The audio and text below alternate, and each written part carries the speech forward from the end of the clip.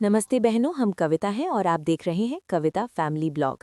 क्या आपको भी लगता है कि लाख कोशिशों के बाद भी आपके घर का माहौल तनावपूर्ण रहता है? अक्सर हम सुख शांति को बाहर ढूंढते हैं, लेकिन असल में शांति हमारे घर की छोटी छोटी आदतों में छिपी होती है। आज के इस वीडियो में मैं आपको बताने वाला हूँ ऐसी 5 जादुई आदतें जो आपके घर के कलह को खत्म कर उसे सुकून का मंदिर बना देंगी। चलिए जानते हैं कैसे। तो बहनों, आप वीडियो में लास्ट तक बने रहिएगा, क्योंकि ये आपके लिए बहुत ही महत्वपूर्ण रहेगा। घर में शांति और सकारात्मकता लाने के लिए उन 5 आदतों का विस्तार यहाँ दिया गया है। सुबह का गोल्डन आवर, सकारात्मक शुरुआत। दिन के पहले 60 मिनट ये तय करते हैं कि आपका पूरा दिन कैसा बीतेगा। मौन और ध्यान, सुबह उठते ही न्यूज़ या सोशल मीडिया देखने के बजाय 10 मिनट शांति से बैठें। ये आपके मस्तिष्क को शांत रखता है, जिससे आप दिन भर की चुनौतियों का सामना बिना चिड़चिड़ेपन के कर पाते हैं। शुद्धिकरण, घर में सुबह के समय हल्का संगीत या मंत्र चलाएं। खिड़कियां खोलें ताकि प्राकृतिक रोशनी और ताज़ी हवा आए। ये न केवल स्वास्थ्य के लिए अच्छा है, बल्कि घर की प्राण ऊर्जा को भी बढ़ाता है। 2. संवाद की शैली में बदलाव, सक्रिय श्रवण। अधिकतर झगड़े गलतफहमी के कारण होते हैं। प्रतिक्रिया नहीं, प्रतिक्रिया दें। जब कोई सदस्य गुस्से में हो तो उस समय चुप रहने की आदत डालें। जब माहौल शांत हो जाए तब अपनी बात रखें। शब्दों का चयन, तुमने हमेशा ऐसा ही किया है जैसे दोषारोपण वाले वाक्यों के बजाय मुझे बुरा लगा जब ऐसा हुआ जैसे वाक्यों का प्रयोग करें। इससे सामने वाला व्यक्ति रक्षात्मक होने के बजाय आपकी बात समझने की कोशिश करेगा। 3. डिजिटल बाउंड्रीज, तकनीक पर नियंत्रण।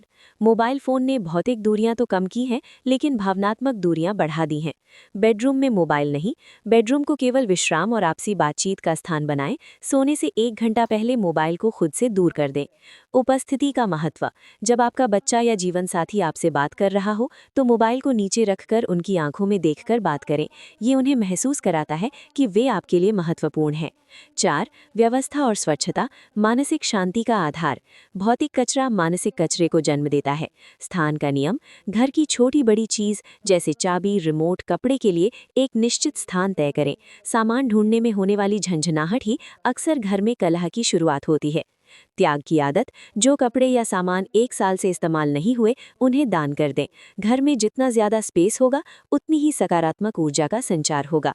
5. कृतज्ञता और साझा संस्कार, जिस घर में लोग एक दूसरे की सराहना करते हैं वहाँ खुशहाली रहती है।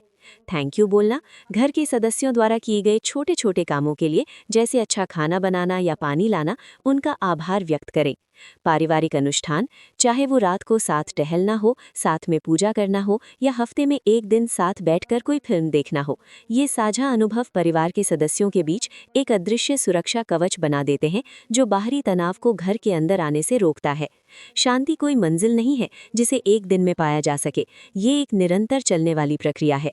यदि आप रोज इन आदतों का थोड़ा थोड़ा अभ्यास करेंगे तो आपके घर का वातावरण स्वतः ही बदलने लगेगा। ये एक ऐसे परिवार की कहानी है जो साथ तो रहता था, लेकिन उनके घर में शांति नहीं थी। ये कहानी आपको बताएगी कि कैसे छोटी छोटी आदतें बड़े बदलाव लाती हैं। कहानी, शांति की तलाश और जादुई 5 आदतें। एक शहर में शर्मा जी का परिवार रहता था। घर में सब कुछ था, पैसा, सुख सुविधाएं और अच्छे लोग, लेकिन फिर भी घर के माहौल में हमेशा एक भारीपन रहता था। सुबह की शुरुआत बहस से होती, दिन भर फोन की व्यस्तता रहती और रात होते होते सब थककर बिना बात किए सो जाते। शर्मा जी को लगता था कि शायद घर का वास्तु खराब है या उनकी किस्मत। एक दिन उनके घर उनके एक पुराने मित्र आर्यन आए। आर्यन स्वभाव से बहुत शांत और खुशमिजाज थे।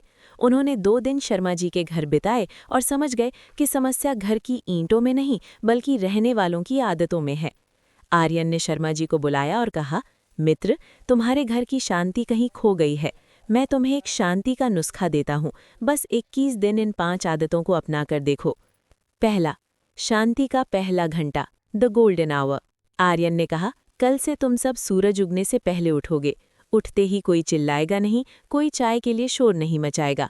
पहले 15 मिनट सब चुपचाप खिड़की के पास बैठेंगे और बस उगते सूरज को देखेंगे। घर के दरवाजे खोल दूं ताकि कलह की पुरानी हवा बाहर जाए और नई ऊर्जा अंदर आए। शर्मा जी ने इसे शुरू किया तो पाया कि सुबह की वो शांति उनके पूरे दिन के तनाव को कम कर रही थी। दूसरा, बातों का पुल, the bridge of words. Aryan ने देखा कि घर के लोग एक दूसरे को टोकते बहुत थे। उन्होंने नियम बनाया, जब एक बोल रहा हो तो दूसरा केवल सुनेगा, कोई बीच में नहीं काटेगा। उन्होंने शर्मा जी से कहा, तुम अपने बेटे की शिकायतें सुनने के बजाय उसकी उलझनें सुनना शुरू करो। धीरे धीरे घर में बहस कम हुई और संवाद शुरू हुआ। लोग अब अपनी बात कहने से डरते नहीं थे। तीसरा, जादुई टोकरी, द मैजिक बास्केट। आर्यन ने घर के मुख्य दरवाजे के पास एक टोकरी रख दी। उन्होंने कहा, शाम को जब सब घर आएं तो अपने मोबाइल इस टोकरी में डाल दें, रात के खाने तक कोई फोन नहीं छुएगा। शुरू में सबको चिड़चिड़ाहट हुई, लेकिन तीसरे दिन से चमत्कार हुआ। सालों बाद मेज पर खाने के साथ साथ हंसी मजाक की आवाजें सुनाई देने लगीं। चौथा, सफाई और सादगी, द आर्ट ऑफ लेटिंग गो। रविवार को आर्यन ने सबको मिलकर घर की सफाई करने को कहा। उन्होंने वो सारा सामान बाहर निकलवा दिया जो सालों से इस्तेमाल नहीं हुआ था। उन्होंने समझाया, बिखरा हुआ सामान मन को भी बिखेर देता है। घर को जितना हल्का रखोगे, मन उतना ही हल्का रहेगा। जब घर का कोना कोना चमकने लगा तो घर के सदस्यों का मूड अपने आप सुधरने लगा। पांचवा, शुक्रिया की शक्ति, द पावर ऑफ ग्रैटिट्यूड। सबसे अंत में आर्यन ने एक सबसे ज़रूरी आदत सिखाई। उन्होंने कहा, रात को सोने से पहले परिवार का हर सदस्य दूसरे सदस्य को किसी एक छोटी मदद के लिए शुक्रिया कहेगा। शर्मा जी ने अपनी पत्नी को स्वादिष्ट खाने के लिए शुक्रिया कहा तो उनकी आंखों में चमक आ गई। बेटे ने पिता को अपनी नई किताब दिलाने के लिए धन्यवाद दिया। रिश्तों की कड़वाहट प्यार में बदलने लगी। कहानी का सार, 21 दिन बीत गए। अब उस घर में कोई महंगा इंटीरियर नहीं बदला था, लेकिन घर स्वर्ग जैसा लगने लगा था। शर्मा जी समझ गए कि शांति बाजार में नहीं मिलती, वो हमारे व्यवहार और घर के अनुशासन में बसती है। आज वो घर केवल ईंट पत्थरों का ढांचा नहीं था, बल्कि एक ऐसी जगह थी जहां हर कोई वापस लौटकर आना चाहता था। मौन की गूंज और सुकून का सवेरा। आर्यन के जाने के कुछ हफ्तों बाद शर्मा जी के घर की रौनक पूरी तरह से बदल चुकी थी। अब वहां शोर तो नहीं होता था, लेकिन खुशियों की एक मीठी गूंज हमेशा बनी रहती थी। आइए देखें ये बदलाव कैसे पूर्ण हुआ। बिना कहे समझ लेना, मौन का जादू। अब शर्मा जी के घर में सुबह की शुरुआत चाय कहाँ है या मेरा तौलिया कहाँ है कि शोर से नहीं होती थी। हर सदस्य अपनी जिम्मेदारी समझता था। शर्मा जी ने महसूस किया कि जब वे खुद शांत रहते हैं तो बच्चे भी चिल्लाना छोड़ देते हैं। अब घर में मौन का मतलब नाराजगी नहीं, बल्कि सुकून था। सब एक साथ बैठकर चाय पीते, बिना एक शब्द बोले, बस एक दूसरे की मौजूदगी का आनंद लेते। रसोई से आती खुशबू और हंसी। पहले रसोई घर से बर्तनों के टकराने और झुंझलाहट की आवाज़ें आती थीं, लेकिन अब घर की महिलाएं और पुरुष मिलकर काम हाथ बटाते थे। फोन जादुई टोकरी में होने के कारण सबका ध्यान खाने के स्वाद और एक दूसरे की बातों पर होता था। शर्मा जी की पत्नी ने मुस्कुराते हुए कहा, अब मुझे खाना बनाते समय थकान नहीं होती, क्योंकि अब मुझे कोई आदेश नहीं देता, बल्कि सब मेरा साथ देते हैं। बच्चों का बदला हुआ व्यवहार। शर्मा जी का बेटा, जो पहले हर बात पर दरवाज़ा पटककर अपने कमरे में बंद हो जाता था, अब बाहर हॉल में बैठकर अपनी ड्राइंग बनाता था। जब उसे टोकने वाला कोई नहीं था तो उसने खुद ही अपनी चीज़ें समेटनी शुरू कर दी। घर का माहौल इतना सुरक्षित हो गया था कि उसे अपनी बात मनवाने के लिए शोर मचाने की ज़रूरत ही नहीं पड़ती थी। शाम की वो शांति सभा। अब शाम को टीवी का शोर नहीं होता था, पूरा परिवार बरामदे में बैठता। शर्मा जी ने एक छोटी सी आदत डाली थी, आज का सबसे अच्छा पल साझा करना। बिना किसी शिकायत के हर कोई अपने दिन भर की एक अच्छी बात बताता था। इस आदत ने घर के वातावरण से नकारात्मकता को पूरी तरह बाहर निकाल दिया। कहानी का सुखद अंत। पड़ोसी हैरान थे कि जिस घर से हमेशा चिल्लाने की आवाज़ें आती थीं, वहाँ अब इतनी शांति कैसे है।